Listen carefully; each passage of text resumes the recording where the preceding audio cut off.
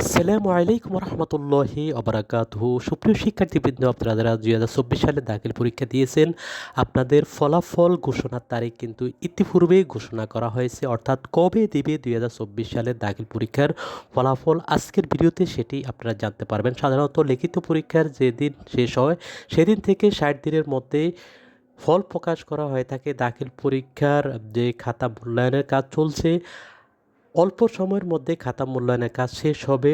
আমরা নির্ধারিত সময়ের মধ্যেই ফল প্রকাশের চেষ্টা করছি, এসব কথা জানিয়েছেন শিক্ষা সমন্বয় বোর্ড সভাপতি, ঢাকা শিক্ষা বোর্ডের চেয়ারম্যান অধ্যাপক তপন কুমার সরকার। তিনি এই তথ্যটি জানিয়েছেন।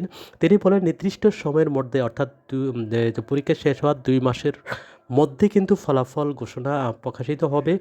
অর্থাৎ আগামী মাসের শুরুতে ফলাফল প্রকাশের সম্ভাবনা রয়েছে এবং সেই তারিখটি হচ্ছে 9-10